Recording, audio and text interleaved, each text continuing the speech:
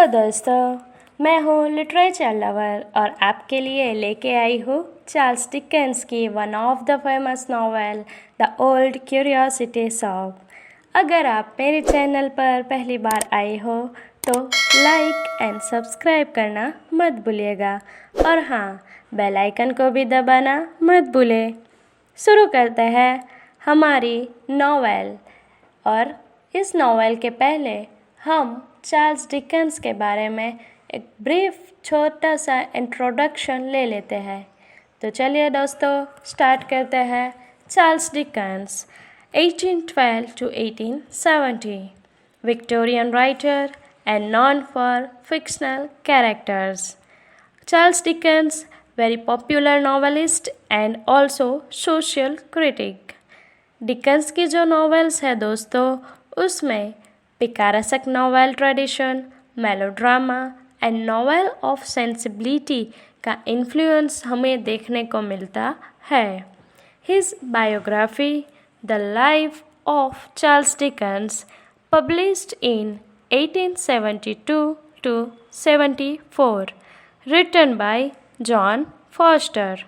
दोस्तों, Charles Dickens के जो नॉवेल्स है उसको हम 4 पार्ट्स में कैटेगराइज्ड कर सकते हैं।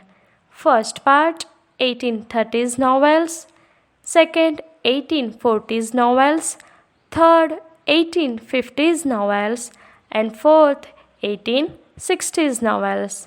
दोस्तों, द ओल्ड क्यूरियोसिटी शॉप है वो 1840s की नॉवेल है, इसलिए हम यानी मैं यहाँ आपके लिए 1840s के नॉवेल्स की क्रोनोलॉजी लेके आई हूँ। तो चलिए दोस्तों, हम देखते हैं 1840s की क्रोनोलॉजी।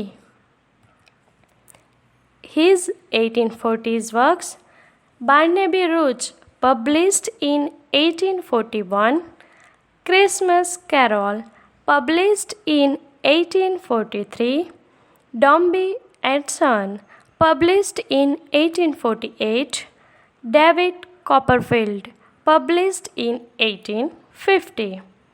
दोस्तों, अब हम हमारी जो नॉवेल है आज की द ओल्ड क्यूरियोसिटी शॉप, उसके बारे में जानते हैं।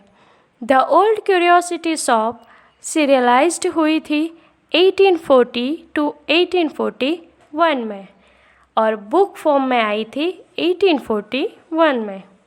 इस वीडियो में दोस्तों हम देखेंगे ओल्ड क्यूरियोसिटी शॉप के characters, summary, themes, beginning line, quotation and also important PYQ questions.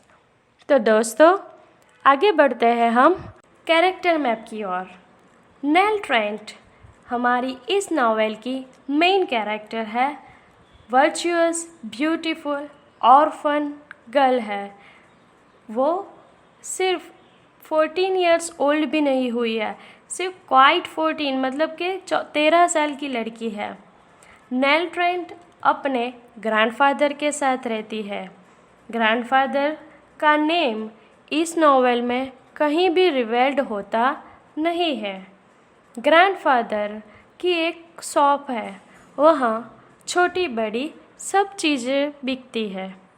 Grandfather की शॉप में एक एम्प्लॉयर है जिसका नाम किट है और किट एम्प्लॉयर ही नहीं, फ्रेंड भी है नेल का। ग्रैंडफादर को नेल बहुत प्यारी है। नेल अकेलापन महसूस करती है क्योंकि उसको उसके उम्र के बच्चों की नीड होती है, बट नेल कभी भी कंप्लेन नहीं करती ग्रैंडफादर से। नेल किट को पढ़ाती है, स्टडी करवाती है। नेल की एक विश है कि वो उसकी डेथ कभी भी पॉवर्टी में नहीं होनी चाहिए, जैसे कि उसके पेरेंट्स की हुई थी। जी हाँ दोस्तों, नेल के पेरेंट्स की डेथ पॉवर्टी में हुई थी।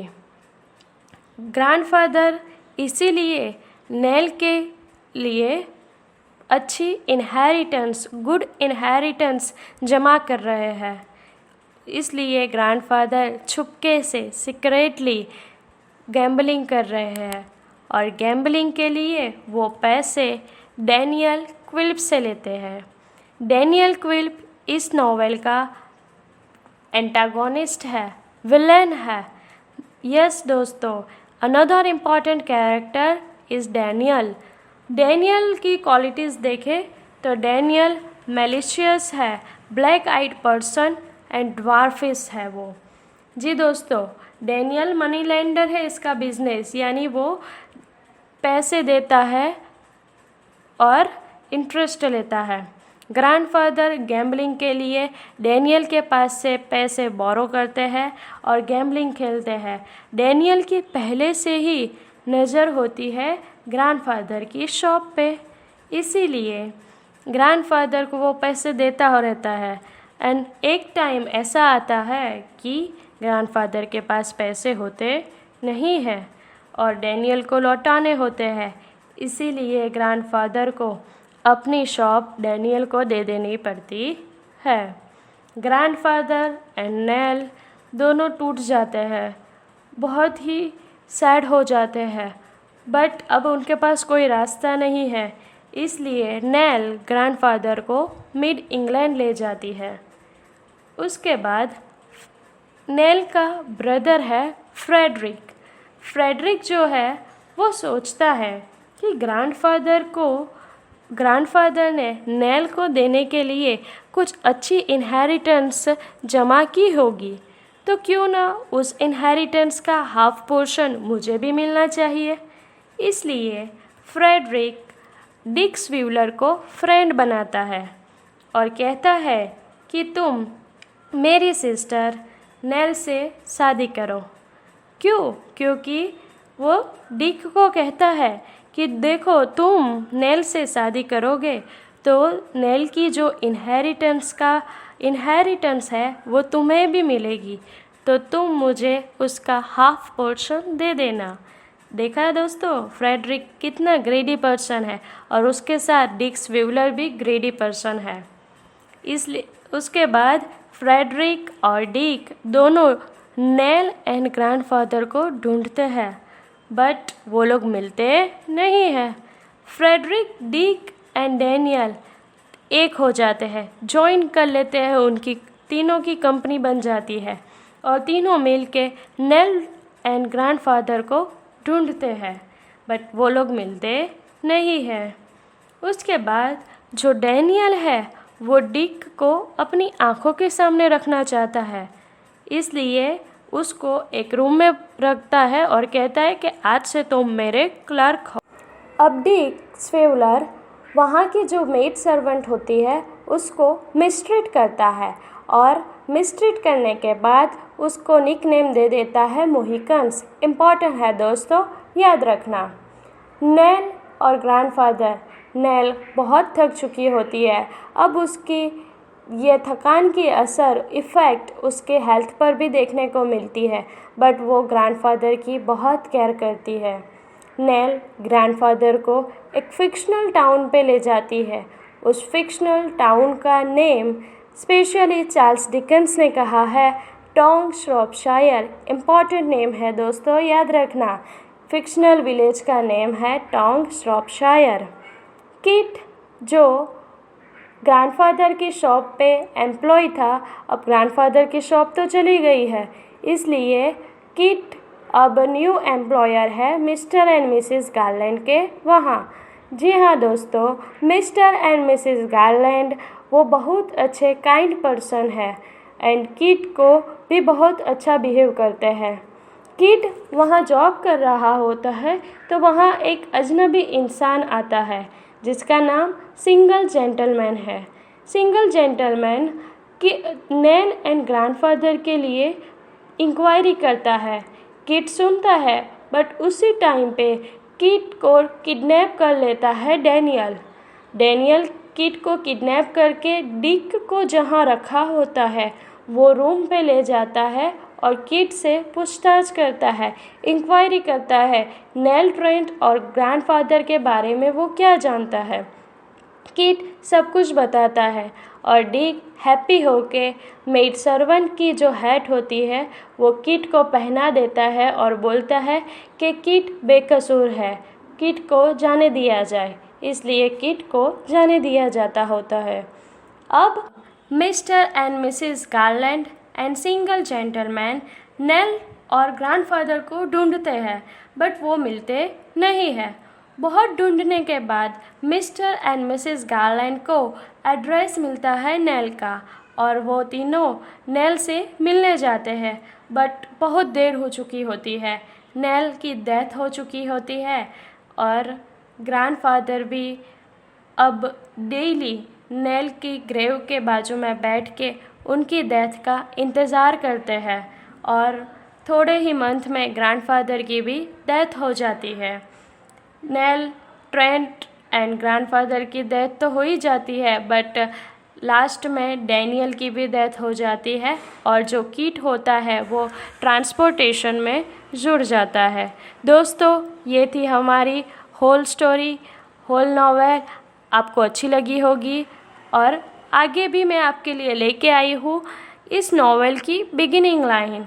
तो चलिए हम देखते हैं इस नॉवेल की बिगिनिंग लाइन क्या है। Although I am an old man, night is generally my time for walking। दोस्तों, इस नॉवेल की थीम्स भी देखते हैं।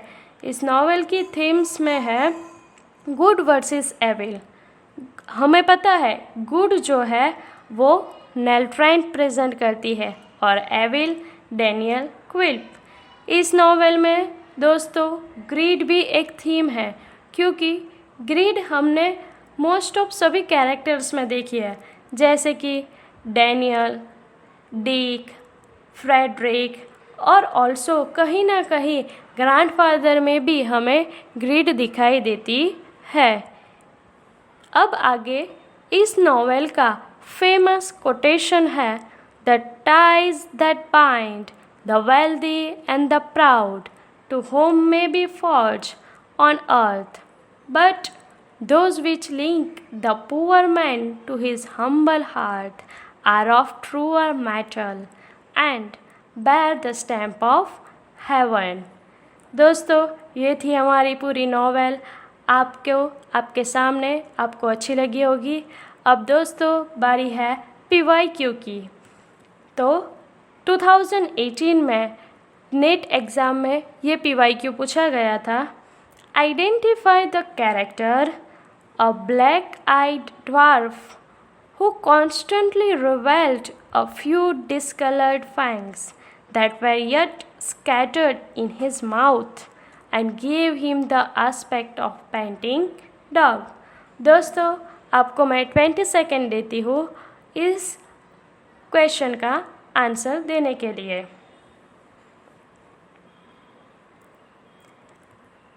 बिल्कुल सही, आपने बिल्कुल सही उत्तर दिया है। द आंसर है Daniel Quilp in the old curiosity shop. Thank you so much guys. I hope आपको मेरी वीडियो पसंद आई होगी और मेरा कंटेंट भी आपको अच्छा लगा होगा। ऐसे ही मैं एक नई नॉवेल के साथ, नई वीडियो के साथ आपके सामने प्रेजेंट होंगी। Thank you so much.